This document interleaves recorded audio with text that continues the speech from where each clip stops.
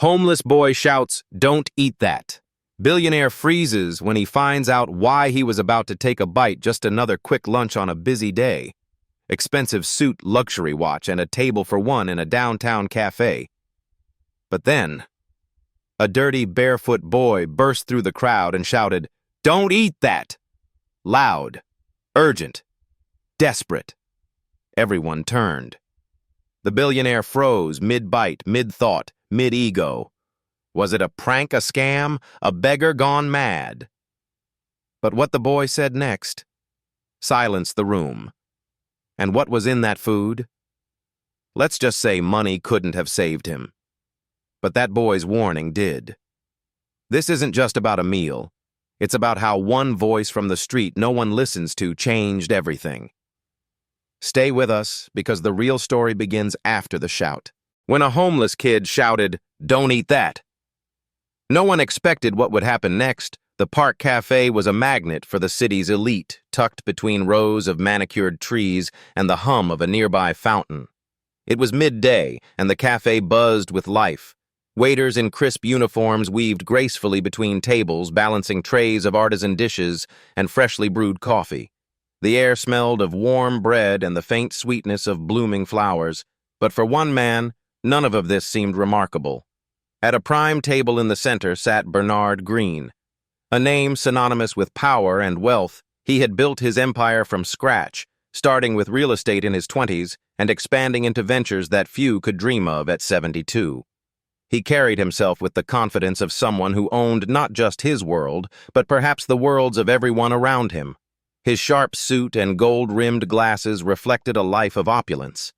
Yet as he glanced at the menu, his movements were slow, almost hesitant. Opposite him sat Marissa, his much younger wife, a woman who seemed plucked straight out of a magazine cover. Her jet-black hair framed a face that was impossibly polished. Her bright red lipstick, carefully applied every inch of her, screamed elegance. But her smile didn't quite reach her eyes. She twirled a diamond bracelet on her wrist absent-mindedly, her attention fixed not on her husband, but on her phone screen. Nearby, a boy lingered just beyond the patio fence. He was small for his age, his oversized hoodie hanging loosely on his thin frame. His dark eyes darted from table to table, scanning plates and pockets looking for an opportunity. His name was Malik, though no one in the cafe knew him. His face was familiar on this street. A kid with nowhere to go, always on the outskirts of conversations and the edges of concern. Bernard glanced at his watch. "You're distracted again," he said, his voice calm but pointed. Marissa looked up and smiled, though there was no warmth in it.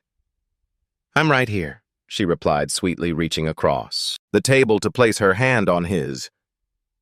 "You know how much I enjoy these lunches." Malik's stomach growled. He moved closer, his footsteps almost silent as he leaned against the patio railing. His eyes landed on Berard's table. It was the kind of meal he hadn't seen up close in months. A pristine white bowl of soup flanked by fresh bread and a glass of sparkling water. But then something unusual happened as Bernard adjusted his glasses and picked up his phone. Marissa's hand slipped into her designer handbag. Malik saw her fingers close around a small vial. She twisted it open with a casual flick, tilting her hand ever so slightly over the steaming bowl. The liquid blended with the soup in an instant, disappearing like it had never been there. Malik's breath caught. He froze, watching her stir the soup with the spoon, her expression unchanged. Then she leaned closer to Bernard, her voice low but just audible enough after all the trouble I've gone through. "You won't ruin this now." The boy blinked, unsure of what he had just witnessed. Was this real? Could a woman who looked so perfect, sitting in a place so polished, really be doing what he thought? But Malik couldn't shake the feeling that something was very wrong. Malik's heart pounded in his chest as he crouched lower behind the railing.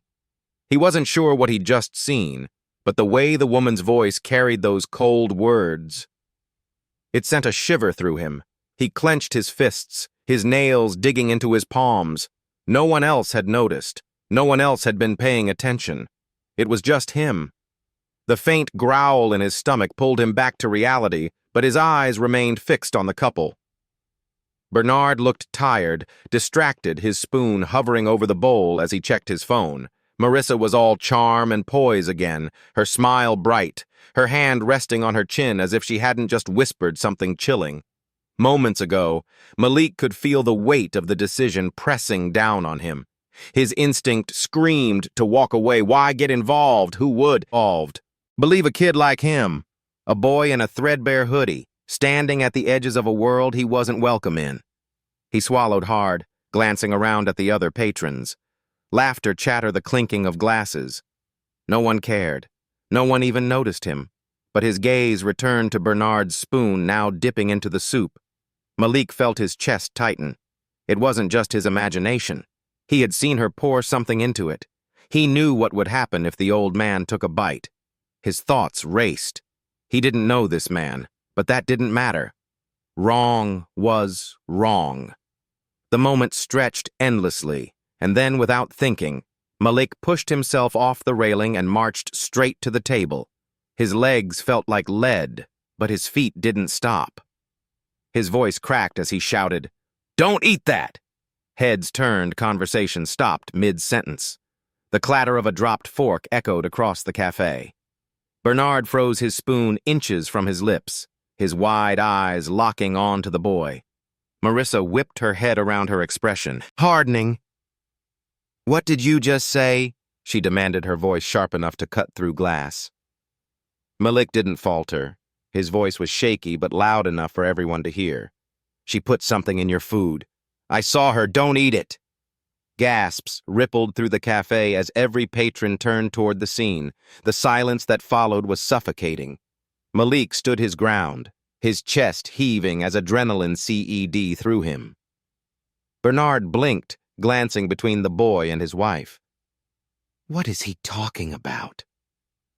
"Marissa?" His tone was calm, but his hand trembled as he set the spoon down on the table.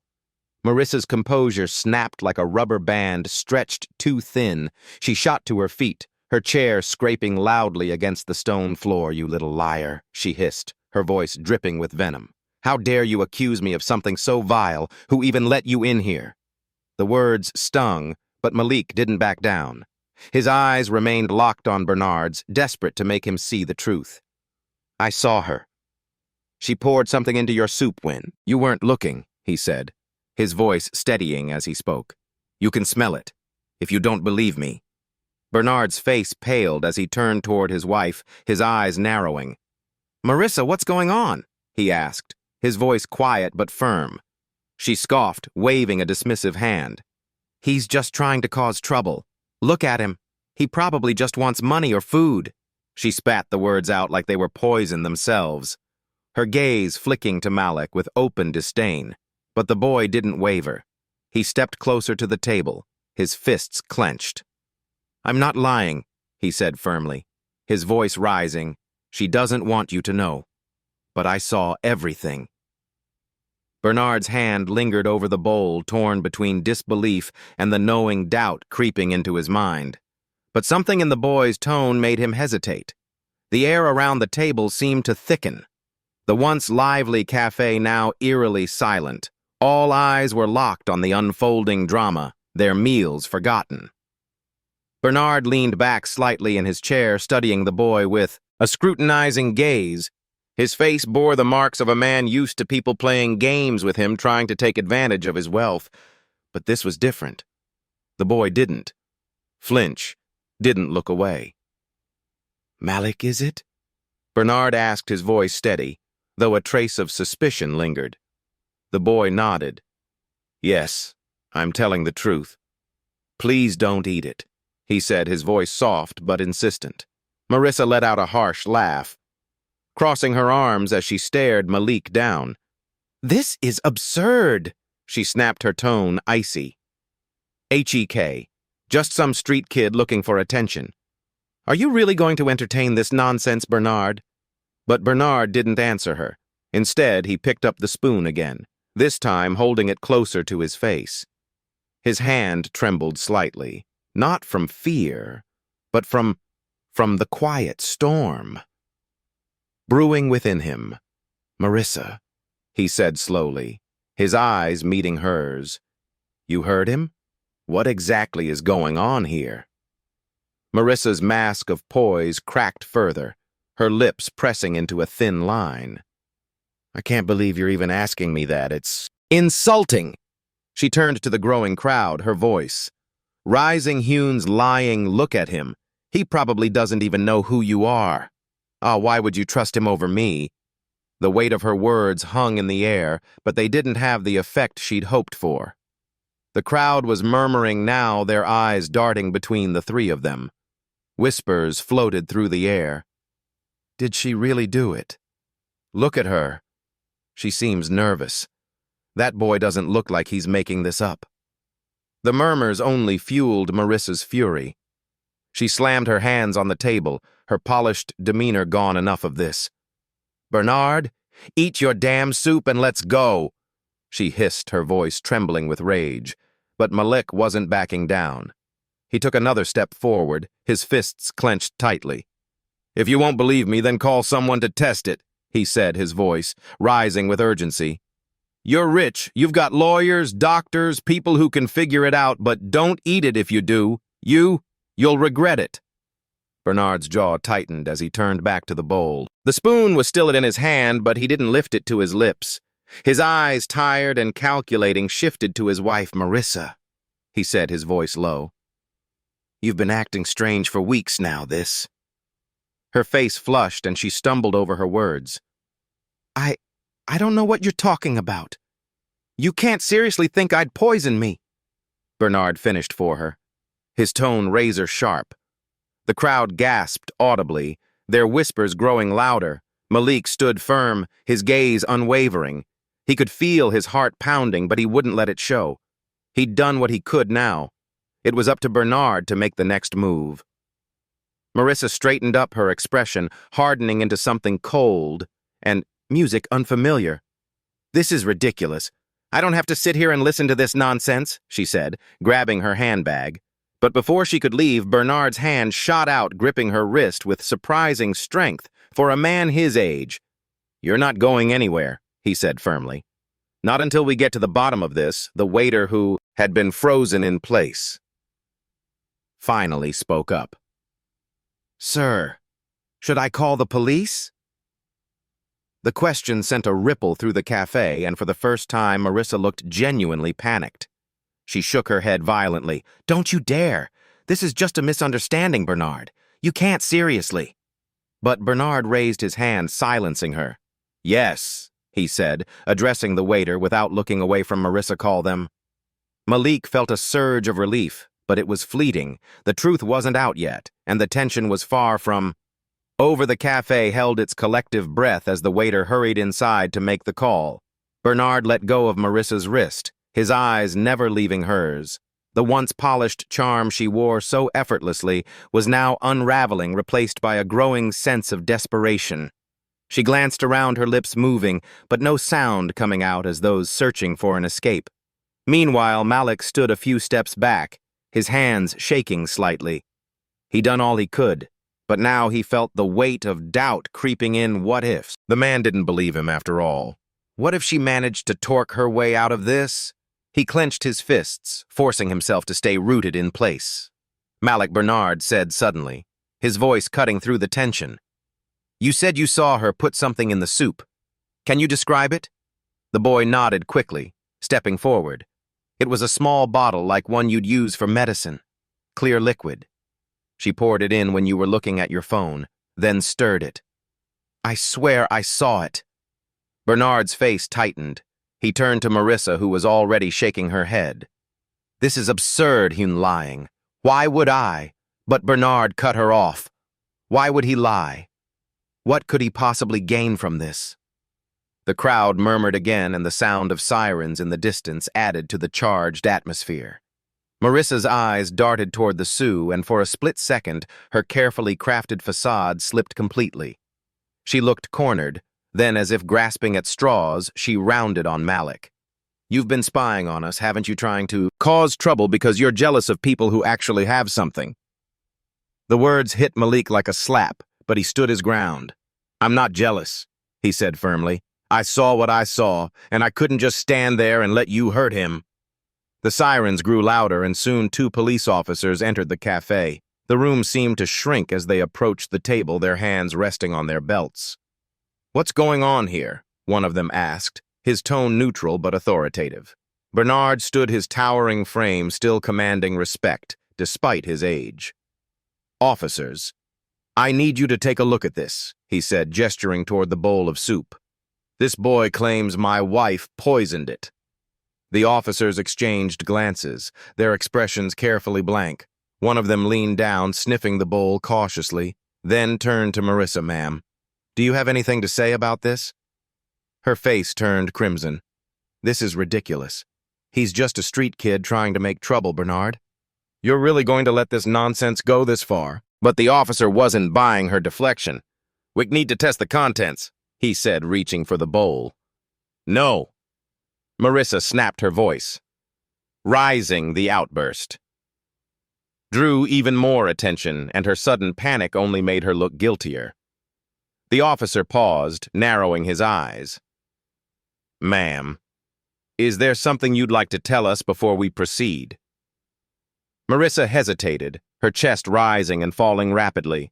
She looked at Bernard, then at the officers, her hands trembling as she clutched her handbag. Finally, her resolve crumbled fine. She spat, her voice low but dripping with venom. You want the truth?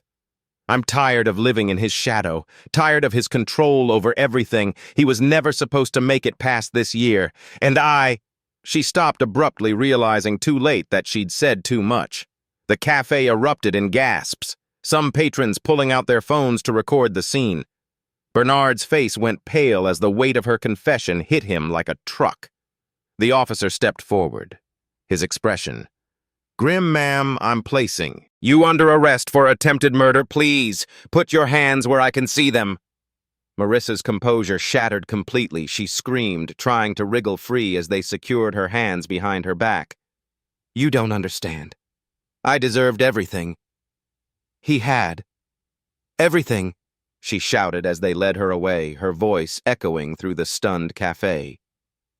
Bernard sank back into his chair, his hand trembling as he pushed the soup away.